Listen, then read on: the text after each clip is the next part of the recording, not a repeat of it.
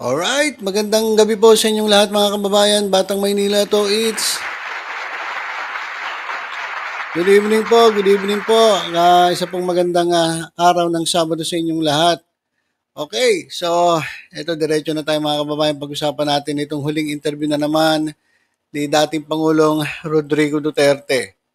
At every time na may interview ito, talaga naman pong lagi na lang pong trending sa social media dahil kapag nagsalita ito, talagang walang preno mga kababayan. Ang tamaan ay tamaan. Ang mamura, talagang sapul mga kababayan. At meron siya mga salita na naman na medyo may patama sa ating mga mababatas, particularly sa mga miyembro ng Quadcom. At may sinabi pa nga siya na mga ito ay mga idiot. At may mga sinabi rin siya, lalong-lalo na kay Congressman Paduano, sinabihan niya na minura niya mga kababayan, at sinabihan niya pang unggoy. Ayan mga kababayan, talaga na mga unggoy talaga. Matindi itong mga sinabi na naman ni dating Pangulong Rodrigo Duterte. Alam naman kasi natin to, no? Kapag nagsalita to, minsan expression na lang yung lumalabas sa bibig Talagang, kumbaga, ako nga, mga kababayan, nasasanay na sa mga salita ni dating Pangulong Duterte. Kahit nagmumura, parang normal na lang. At yung mga banat niya, hindi ka na masasaktan kasi parang ito yung lagi mong naririnig sa kanya. So ito mga kababayan, kasi nakausap siya ng mga reporters at na open nga na nagagalit daw itong mga kongresista, itong mga mababatas dahil hindi daw siya umatin sa Quadcom. Sabi niya, sino ba yung mga yan?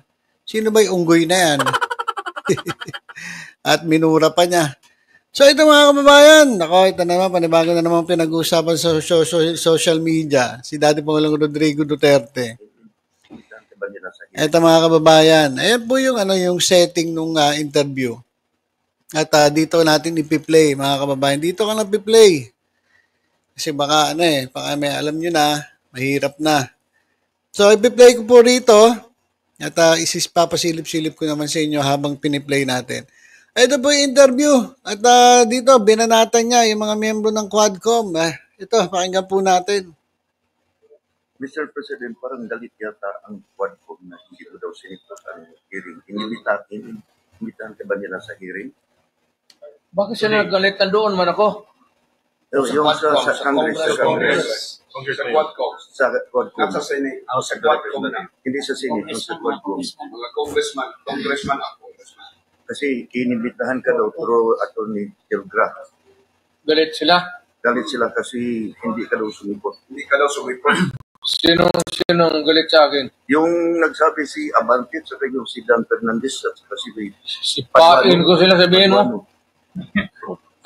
Ayan mga So may pasundot pa na mura at sisipain niya raw si Congressman Abante at si Congressman Dan Fernandez. Kasi yung dalawa mga kababayan, actually ang sabi nila Dan Fernandez at Congressman Abante, kapag dumating daw si dating Pangulong Rodrigo Duterte doon, mag-i-inhibit sila, hindi sila sasama sa hearing. Siguro pwede sila maging resource person pero hindi sila magtatanong, hindi sila magiging mag-aasta na as chairman o vice chairman o miyembro ng komite. Doon lang sila, pwede sila maging mga resource person. Lang sabi nila. Wala naman silang sinabi na na nagagalit sila. Sinasabi lang nila na dapat umattend nga ito si Pangulong Rodrigo Duterte pero hindi naman sila as in katulad nung kay Paduano, nagalit talaga. At sabi nga niya, naglolokohan lang ba tayo rito? Bakit yung iba ma-attend? Tapos ito si Duterte, hindi. Parang wala naman ako narinig na ganun kina Abante at kay Dan Fernandez. Masasabi lang nila, umattend lang si dating Pangulong Duterte, mag-i-inhibit sila. Hindi na sila magiging mag-act as chairman. Hindi naman katulad to ng mga kapalamukha, katulad ni Bato de la Rosa na hindi marunong mag-inhibit, napaka-kapal na mukha. Nabiruin mo, siya yung iimbestigahan, tapos siya pa yung mag-chair ng komite. Saan nakita ng gano'n, di ba? Yun, pag gano'n, pakapalan na ng mukha yun. Hindi ka nahiya sa sarili mo, na imbestigahan mo sarili mo. Saan nakita ng gano'n? Pero lang kung bobo ka talaga at tanga-tanga ka. Pero kung may isip ka, may normal ka na pag-iisip, mag-inhibit ka. Kasi alam mo, ikaw iimbestigahan tapos ikaw yung ikaw yung chairman. Para kang gago na imbestigahan mo sarili mo. Hindi naman ganun si Dan Fernandez at si Abante, kaya sabi nila mag-inhibit sila. Pero ang talagang nagsalita ng tila ba galit na galit at gusto talagang patawan ng parusa dahil nga ito si Duterte hindi umaattend sa Quadcom ay itong si Congressman Paduano. At ito guys, pakinggan natin. Pera nila. Wala na akong pera eh. At pamasahe ako doon. I am living on my retirement pay. I never, kayo taga Davao kayo, lakin kayo, kababata tayo dito. Wala akong extra money sa bangko na lahat sweldo ko yan, pati yung retirement ko. Okay. Sila pa, Ito isa pa to eh. Kayo ba guys naniniwala kayo sa sinasabi ni Duterte? Sabi niya wala daw siyang pamasahe papunta diyan sa Quadcom. Kano ba pamasahe Davao to Quezon City ba yan? Batasan. Kano ba pamasahe? Magkano eroplano? Sabi ni Duterte wala daw siyang pamasahe papunta doon, back and forth. Kasi siya raw yung namumuhay, yung kanyang means ng kanyang pamumuhay ay sa sweldo niya dati at retirement benefits na natanggap niya kasi retirado na siya eh. So yun yung sinasabi niya. Tanong ko sa inyo, naniniwala ba kayo doon? Naniniwala ba kayo na talagang walang pera itong si dating Pangulong Rodrigo Duterte? At tingin ninyo? Sa tingin ninyo, alam nyo sa totoo lang, wag na lang tayo maglokohan. Real talk lang, real talk. Parang napaka-imposible naman na wala siyang pamasahe. Back and forth sa Davao. Pwede na maidahilan na mahina na siya, nahihirapan siyang bumiyahe. Back and forth. Kasi syempre mahirap yan eh. Kahit ako po ko lang sa aeroplano, syempre palakad-lakad nakakapagod. Pwede nga lang, dali na lang yung Quadcom yung sa Davao doon sila mag-hearing para hindi mahirapan si dating Pangulong Rodrigo Duterte. Pero yung pamasahe, para namang imposible naman mangyari yung walang pamasahe. Di ba? Unang-una, si J. Guevara nga may pamasahe. Si J. Guevara nga na scammer, may pamasahe. Si Presidente, dating Pangulong Duterte pa, walang pamasahe. Si J. Guevara nga na nang-scam, walang pamasahe papuntang Itbulaga, nakakagawa ng paraan eh. Nangungutang dun sa mga Facebook page ng Itbulaga. Tapos hindi siya makakagawa ng paraan. Hindi ba siya binibigyan? Hingi siya kay Paulo Duterte, kay Pulong Duterte. Kasi nakita namin yung bahay ni Pulong Duterte, yayamanin eh.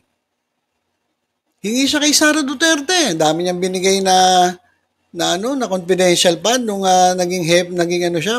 naging mayor ng Davao City, 450 million per year. Simula nung umupo sila, 4 na taon na 450, may 420, tapos 250 milyones na naging confidential fund ng lungsod ng Davao. Imposible naman na walang pamasahe. So parang namang inapaka-imposible. Niloloko mo naman kami. Hindi naman kami pinanganak kahapon para, di ba? Ewan ko hindi ka panipaniwala para namang imposible.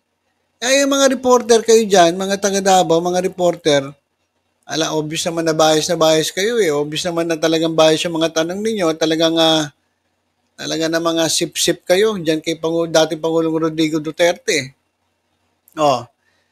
So, parang lokohan na to. Lokohan na to na wala siyang pamasahe at yun ang sinasabi niyang dahilan kaya hindi siya Ang galit maka-attend. ngayon. Buang. At sinabi pang ipakuntim ka daw. Sige daw. Si Paduano nagsabi, kaniha lang. Sino? Paduano. Yung Congressman Paduano. Congressman Paduano. Kasi, Sino yung unggoy na yan? di ba kung may kagasaan yan? Kasi, Ayan. Sino raw yung Paduano na yun? Sino raw yung unggoy na yan? So, ayan mga kababayan, yung interview Ito talagang alam mo ito mga reporter dyan, mga gatong eh. Ginagatungan talaga nila eh. Wala ba kayong makuha mga reporter na yung talagang reporter sa media na Kasi yung mga reporter dito, mga taga-Davao, mga kaibigan nila eh. So, syempre, itatanong nito, pambanat doon sa mga kumakalaban sa mga Duterte. Para lang na to eh. Yung lokohan na to. Ito yung lokohan na talaga.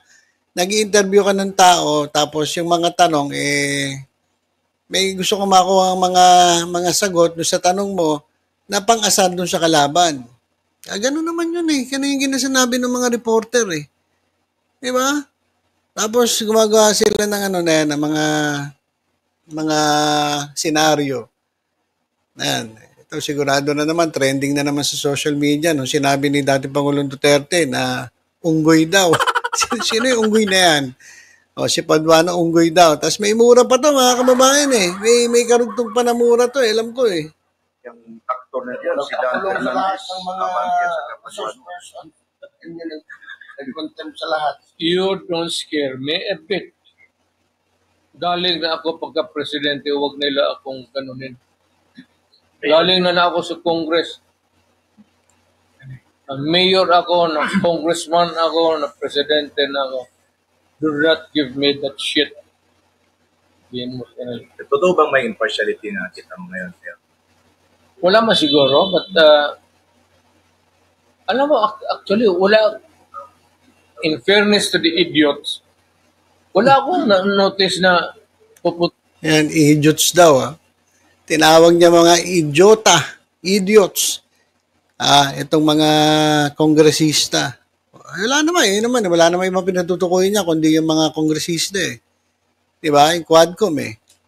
Di ba? ako ngayon.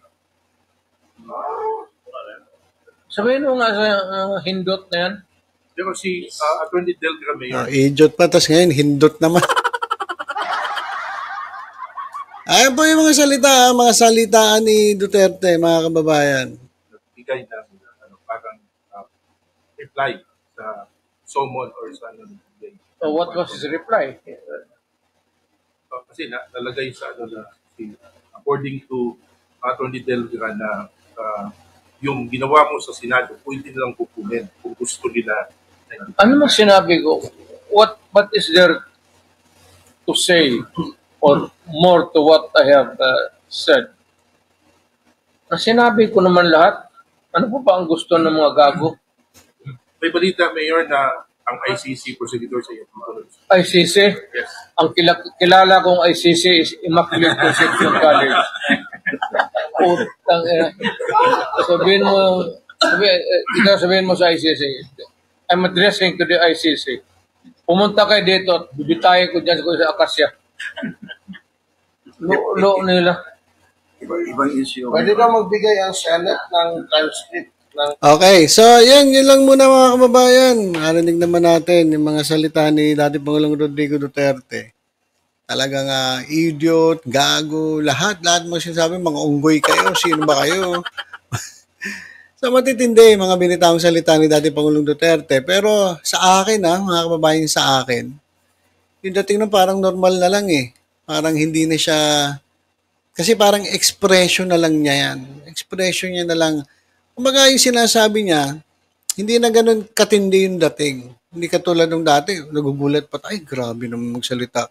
Itong si dating Pangulong Rodrigo Duterte, grabe naman magmura to. Hindi na eh. Parang normal na lang.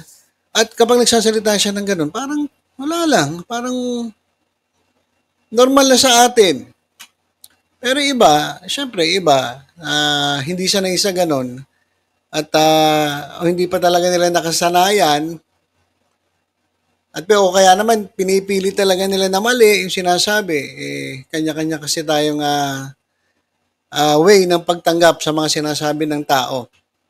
Well, para sa akin, ito ay yung mga sinasabi ni Duterte, expected naman ito. Expected naman natin ito na ganyan sasabihin niya.